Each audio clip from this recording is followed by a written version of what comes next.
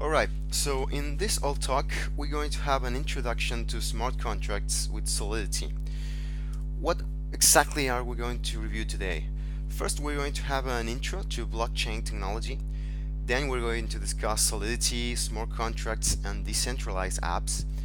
We're going to see a few concepts regarding development against the blockchain and what tools we have available to use. And finally, we're going to see a contract example, actual code, as a proof of concept. Alright, so let's begin with blockchains. We're not going to be very explicit on deep about blockchains, but what we're going to see is exactly what we need to understand to be able to develop against the blockchain and to be able to deploy what we are coding our services into them. So what exactly are blockchains when we're talking about decentralized apps? Well, we have to think of blockchains as tools to storage information that can mutate over time. You have to think of it as a distributed database. Basically, it works like a P2P network, and each block of the blockchain defines a set of transactions which obviously are atomical. What we know about databases, when we want to change some information, we have to define a transaction. That transaction have to be atomical, and we can have problems, for example, race conditions or inconsistency in the information, because we can have a set of transactions that want to modify the same record or the same information. And if we have this database as a distributed database, this is a very real problem, even if the transactions are atomical. So how is this solved in a blockchain? Basically, within each block, only one transaction can touch one piece of information. This means that if you have two nodes that have two transactions that wants to change the same information, these transactions are going to be placed in different blocks, and when the first block is processed, all the nodes gets an update, and then this means that you actually have your transactions in order and no inconsistency is going to happen. Alright, so they are decentralized, worked as a P2P network, and they are validated by peers. This means that each block typically contains a hash that represents the previous blocks. This is made to avoid data tampering and different problems about security.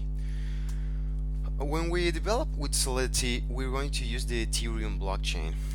This blockchain works a little different than, for example, Bitcoin blockchain, in the sense that when you mine a block, you're actually allowing the blockchain to use your processing power to process something. So basically, you are using your computer as a cluster instead of just make calculations to create the hash. Inside Ethereum, our cryptocurrency is the Ether, and we have another sub cryptocurrency called gas, and gas is used to pay up for that processing time. Alright, let's continue. Solidity. What is exactly Solidity? Well, Solidity is a language to develop smart contracts.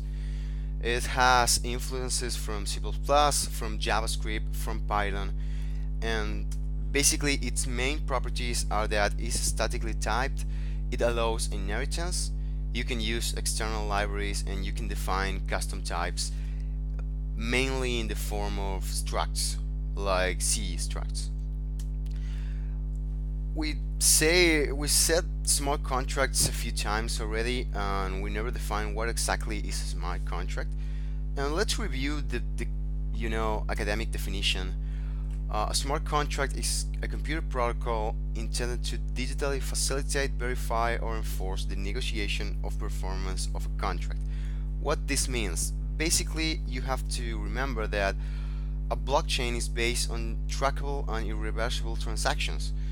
And basically, smart contracts define a way to describe encrypt a negotiation based on transactions.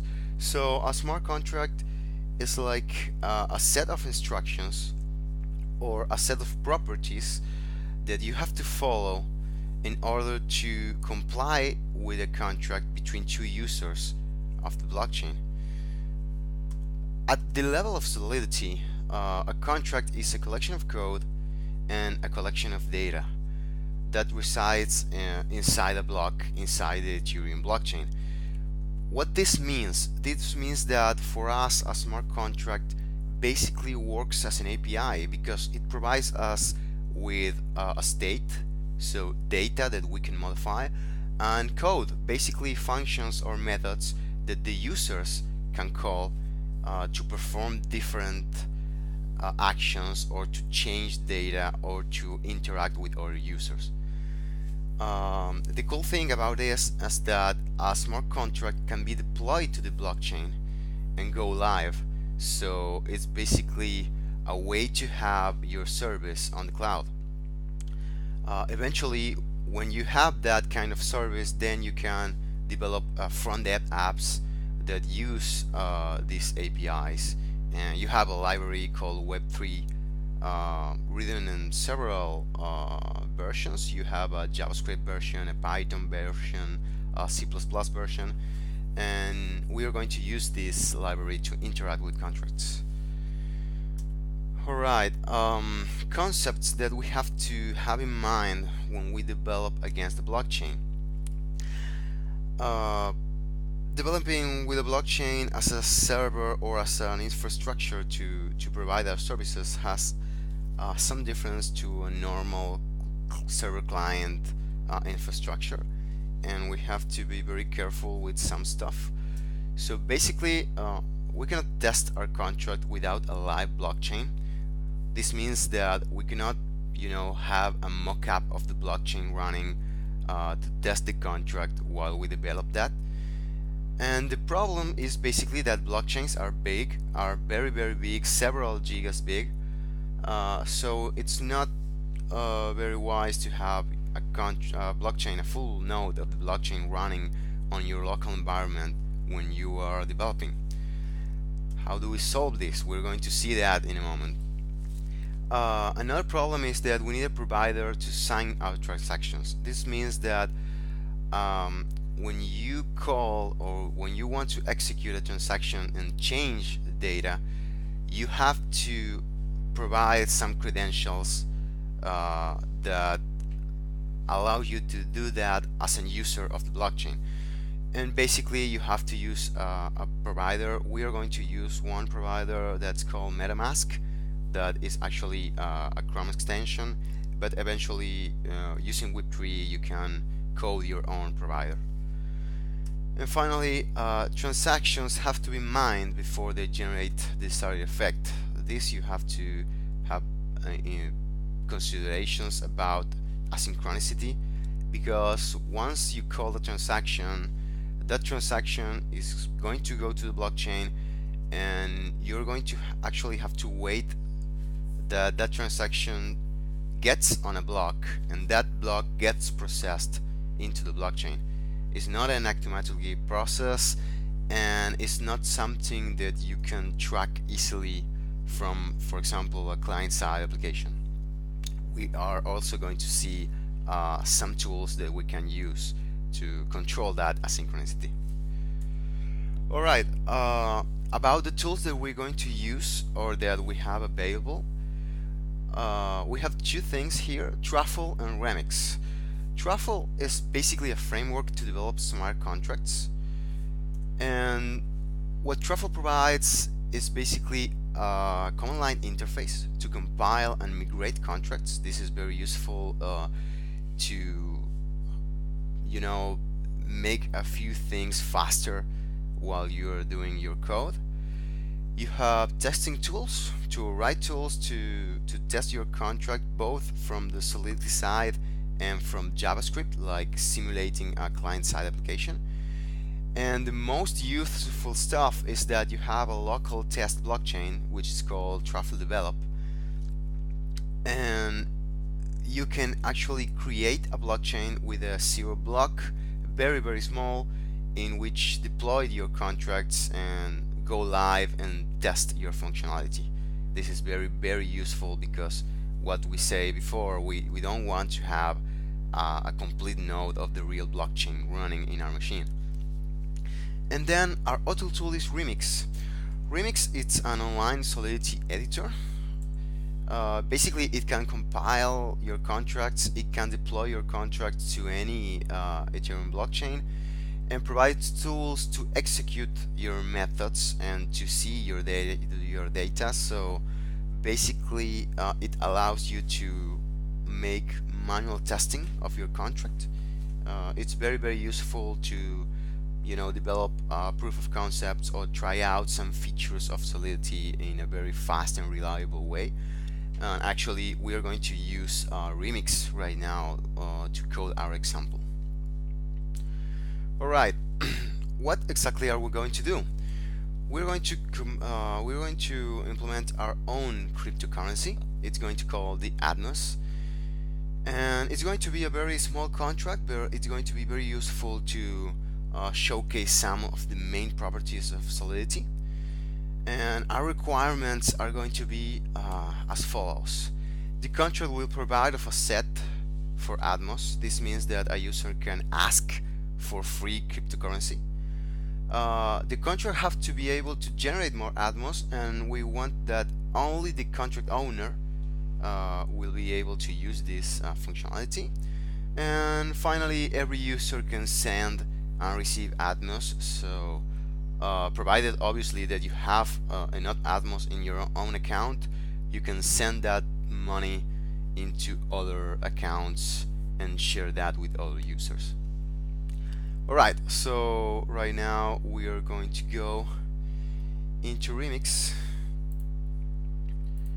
which is this, and this is our we're going to remove this. We have actually a few things in the code, and we're going to start implementing our solution.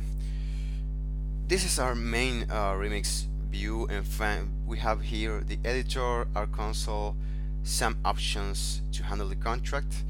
Right now we are going to concentrate on the code, and let's start. First of all, Pragma Solidity 0421. We always want to have this line at the start of our files, because we have to tell the compiler which version of Solidity it has to use to compile. And basically we're going to start with contract Admios, and that's it. First thing we're going to understand is that contracts are written in a very similar fashion to what we could think are classes. So we're going to have here our attributes for our contract, and then eventually we're going to write some functions and our methods.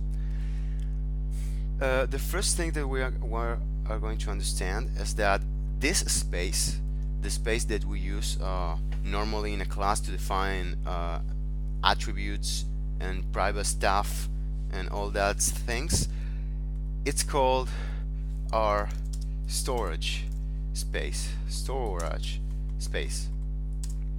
What this means, that here we are going to define our state in our data, and everything that we put in here is going to get saved into the blockchain. And basically this means that here we're going to define the way that we want to shape our database and our schemas and everything. So let's start with something. We are going to define a cryptocurrency, and probably we want to have a vault to storage all our available money. So let's start with that. We're going to have a uint vault, and this variable is going to be public. In Solidity we have 4 different kinds of visibility for our variables, and those are public, which means this can be accessed within the contract and we can access that from outside. Then we have private, This means that we can only access that from within the contract, and we cannot access the variable from outside or from derived contracts. Then we have internal. This means that we can access the variable internally, but we can also access that from derived contracts. And finally we have external, which means we can only access that variable from outside the contract. One thing that is very cool about public variables is that as I define bold as public, the compiler creates for me a getter from that particular piece of information. So actually, if I have public bold, this means that I will have bold, a function that is going to return the actual bold variable content, and this is going to be created for me by the compiler because I define bold as a public variable. Alright, what else? We want to know which user is going to be the creator of the contract, the owner. So we are going to create an address public owner to storage the owner. We have here a different kind of a type of variable, and addresses represent hexadecimal addresses for the blockchain. Each user of the blockchain has an address, each contract has an address, etc. Alright, with only that we can start. We are going to write the constructor of our contract. Once again, this is very similar to a class. We're going to define our constructor as public because the constructors have to be called from outside.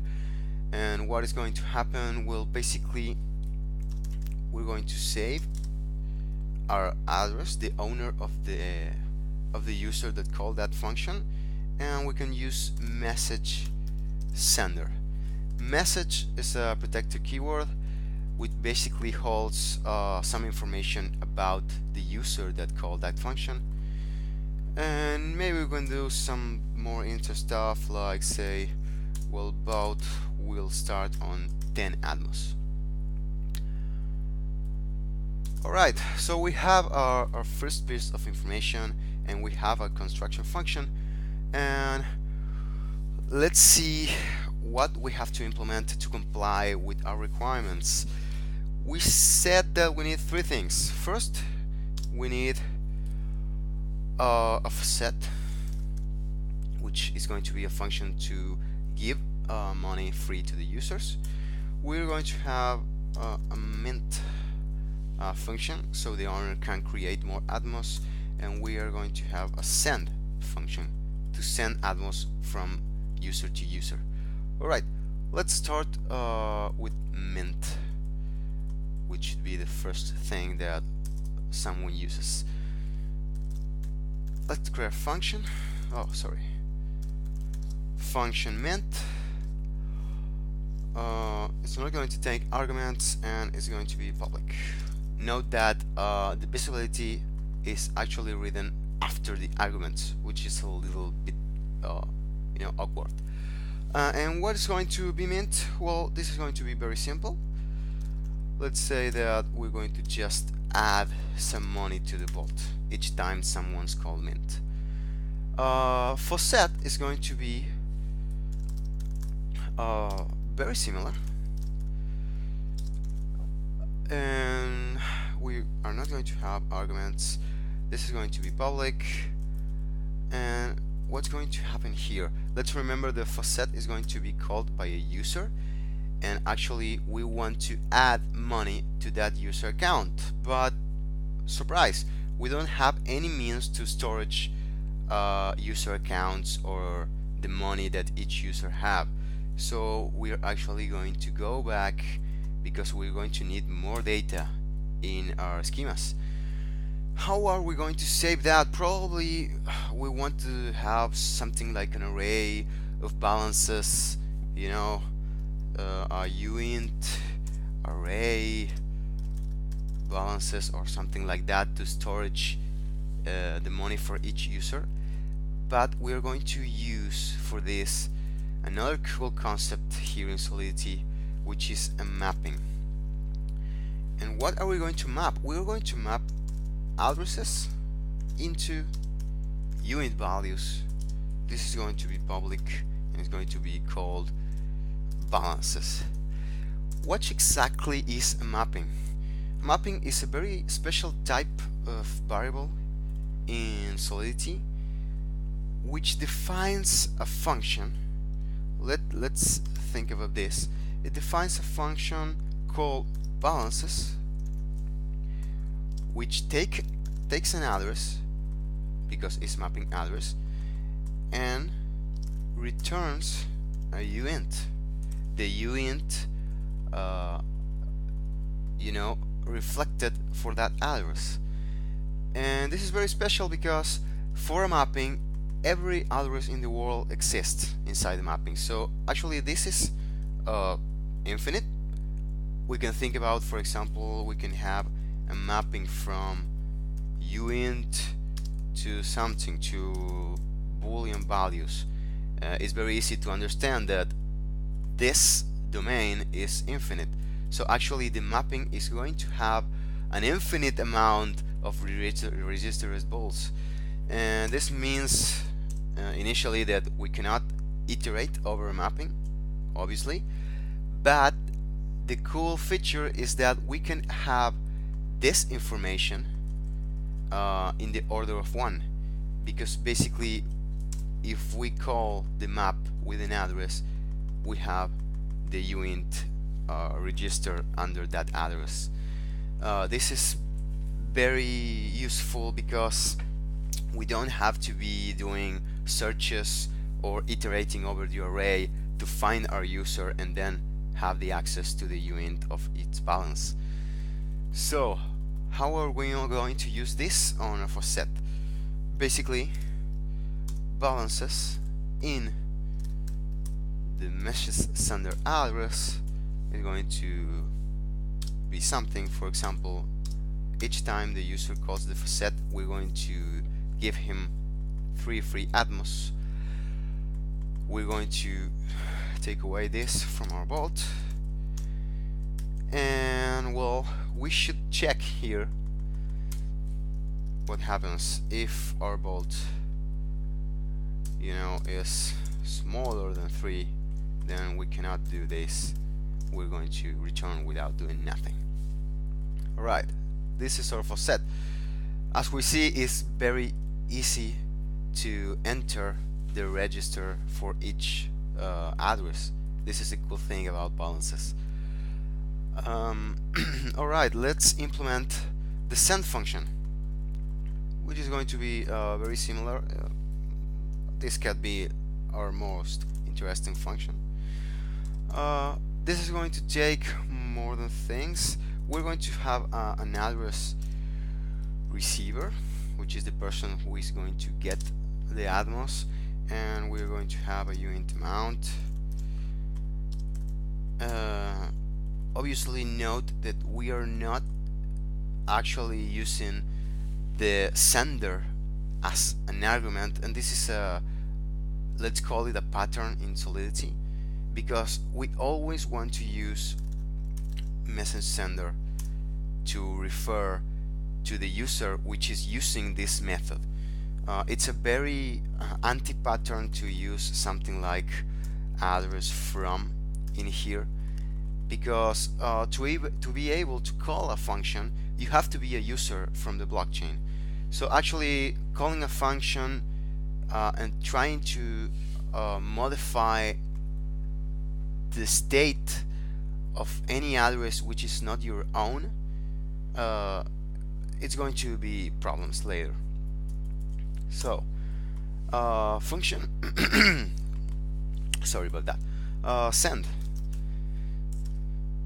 And what this is going to do, this is very similar to a facet. Basically, balances from message sender, we're going to take amount from here, we're going to add the same amount into here, and well, basically we need to check similarly to the facet, we need to check if our color has enough money to comply with this. Right, so if the owner has not enough money, the sender has not enough money, we're actually not going to produce any change. Alright, and that's about it. It's very easy. This code is very small and easy to understand, but actually we failed one of our requirements. We had said before that only the owner could mint more Admios, and we are not actually doing that. Every user from the Ethereum blockchain can call this mint function. And how we can solve that problem? Well, we can easily do something in the lines of if we can change, if we can check if the owner is actually the message sender, and etc. Very similar to what we're doing in the other functions. But we're not going to do this. We want to keep things dry, and for that we're going to present another cool feature. We're going to add a modifier. Modifiers are a special kind of functions, and they're used to basically to provide some special checks or special behaviors that eventually you're going to want to repeat across your contract. For example, we're going to qualify our modifier only owner, and only owner, basically we want to have something that prevents functions to be called when you're not the owner. And we're going to write exactly what we had written on the if. Basically, the message sender is equal to the owner. This is the property that we want to enforce, and we're going to have our require with that. A require is a very special kind of assert, and the difference between require and asserts are almost philosophical, because an assert is something that you don't want never to happen, because your program it's a state of the information that your program cannot handle. It's forbidden. In change, a require is something that you're saying, hey, I want this property to be true, but if it's not true, it's not a problem, but I'm going to behave differently if it's not true. So require basically is going to provide a property, and if this content is not true, it's going to revert the transaction. So it's going to nullify all the changes in your transaction. Our modifier, basically, it's a function that defines some behavior that we want to have, and then has a placeholder in the form of an underscore for the rest of the code that you want to execute. So if we apply this modifier to mint, we're going to say mint, it's public and it's only owner. Basically what the compiler is doing is copying all the code from the modifier into the correct place in our function. So if our placeholder is here, basically this means that the code from the function is going to be executed after the require. And basically what is going on?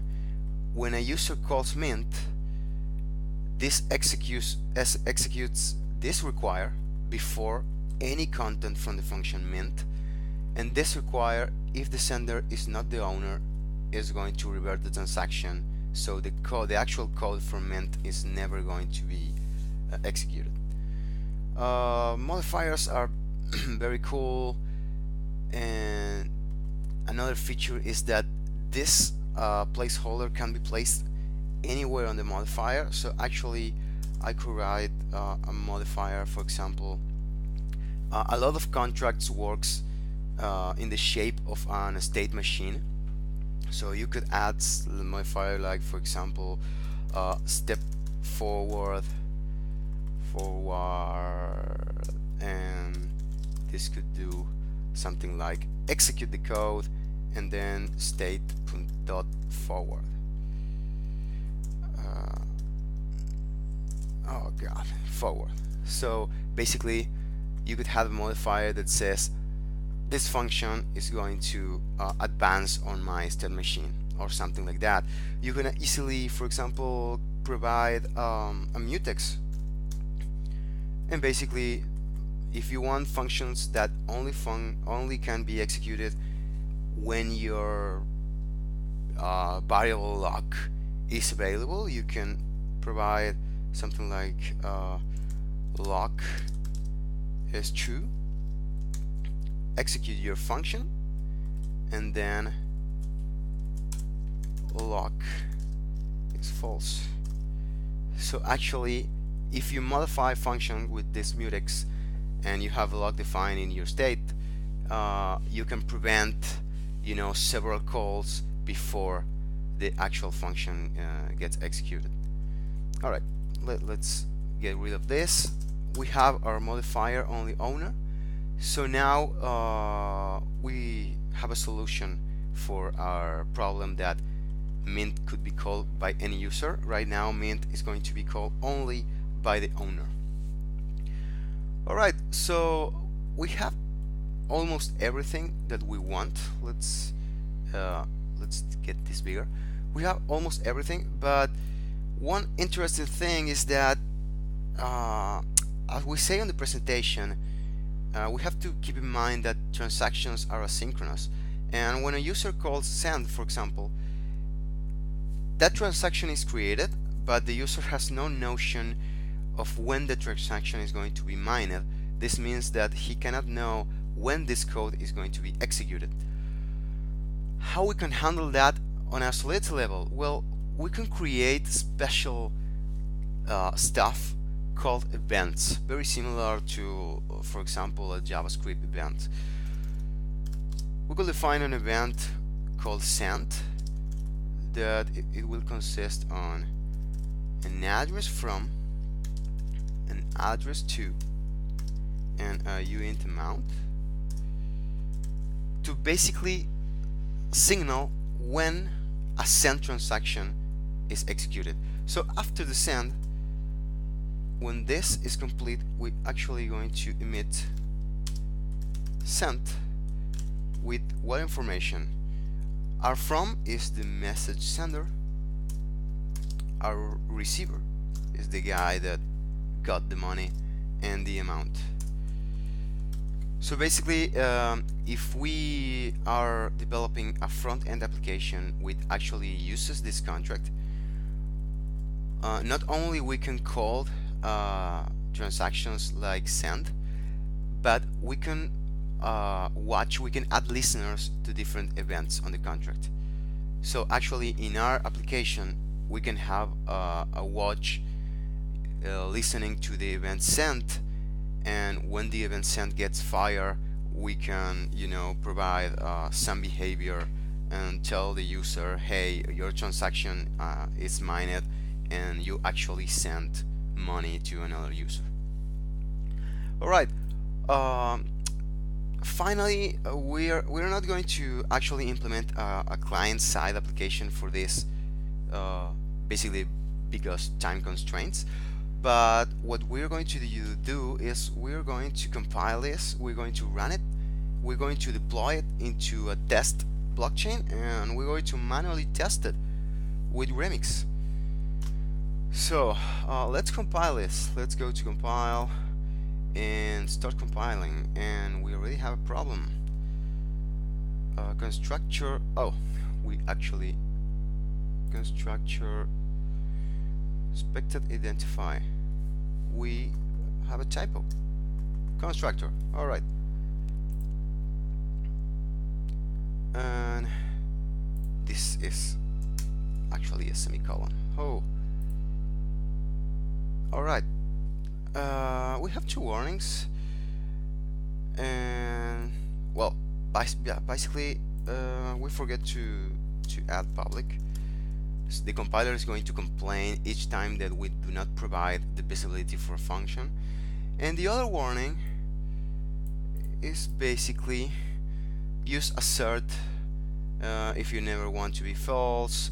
In any other circumstance, use require. Well, the thing that we explain about when to use require and when to use assert. Maybe the compiler wants us to use assert, but we don't want to use assert. We are sure that we want to use require. Alright, so we have our contract compiled and we're going to run it. Check this out. I have my MetaMask account ready. So I have MetaMask, which is an extension that provides me with actually a wallet for Ether and a provider to sign transactions. And check here, we are using the Ropsten test network.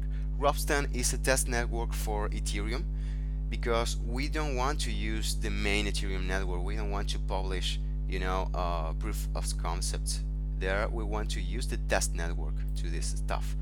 Alright, when we create, Remix is going to publish our contract into that blockchain, and actually MetaMask is going to ask me to submit it. Let's do that, and now we wait. Let's open up the console. We are creating our contract. If we enter Etherscan, you can see our transaction is created, but it's pending confirmation. We still have to wait that transaction to be mined into the Ropsten, and this can take a while, so let's just wait and be very patient. Eventually, we said in the presentation that transactions are paid to the miner with gas, and you can actually put your own price to the gas. So you can say, this transaction is very important for me, so I'm going to pay a very high price for the gas to the miner who actually mined that transaction. And that's a way to actually handle this idea of trying to make transactions faster. Alright, transaction success. So we create a contract, and over here you can see that Remix gives us access to everything that we set up as public in our contract. As we said before, for example, Bolt is public, so the compiler actually creates a get function Bolt. If I execute this, we can see, oh, 10. Our Bolt has 10 Admios, and that's exactly what we did when we create the contract. Eventually, we can ask who the owner is, and this is my Ethereum address. And we could ask balances. For example, let's see how much do I have in my account. I have 0. Let's remember that balances is a mapping, so I have to provide an address to see the UI reflected. I have 0, which is exactly what should happen. And let's try Facet because I want some money. We have 10, and Facet actually is going to give me 3, so this is going to work. This check is not going to be true. Let's call Facet, and if you see, these are in a different color because these are transactions. These are just get functions, but this here actually needs to be processed because they need some processing power to be executed. So this is going to be transactions, and I will have to pay for that and actually sign the transaction with my account. So let's call Facet, and once again MetaMask is going to tell me, hey, you have to sign this. Here is my gas price. Here is the limit that I want to spend on this function. Alright, let's pay that. And once again, I send a transaction to the blockchain, and let's wait for that. If I enter Etherscan, let's see this with my account, I'll be able to see all the transactions that I made, and you can see that the last transaction, here's the previous transaction, which was contract creation, and the last transaction, it's not mine yet. Once again, we have to wait.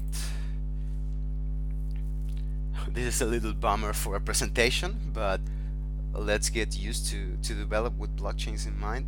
Obviously, if we were on, for example, a truffle project and we can use truffle develop, everything is exceptionally faster, because truffle develop is a blockchain that has only one block, and you have to mine that, and is in the order of one, because each block in truffle develop has only one transaction. So this would be super fast, but well, we are using Robston. All right, this is complete, so we can see there was no errors, and I call for set. So now one will expect that I actually have Admios in my account. Let's check that, and I have 3. Everything worked as expected. All right. We are not going to be able to test the send functionality because I don't have set up here 2 accounts on MetaMask to be able to send from one to another. But the idea remains. We actually saw a lot of cool features about Solidity, and we implemented our 5th contract. Very small, very easy. But it was useful to see the way that Solidity works, and eventually the big picture is that you can actually have contracts that functions as database deployed to a cloud service, which is the blockchain, and you can actually have the server for your application running in the blockchain, and well, you can develop different services that actually use money. In our cryptocurrency, we are super simple, so we are not actually paying Ether to do anything. We could define, for example, send to be payable and to cost an Ether value to be useful. So actually, as a user, to send Admios to another user, you would have to pay some amount of Ether. So you can have services that actually handles real money in a very decentralized and secure way, without all the boilerplate that would mean to actually use money on a real application. Alright, so that was the talk about Solidity, and eventually we will have another presentation that we're going to be more focused on the client-side applications, how to use Web3, how to interact with smart contracts from, for example, a JavaScript client, and how to use all what we implemented today on a real web page or application.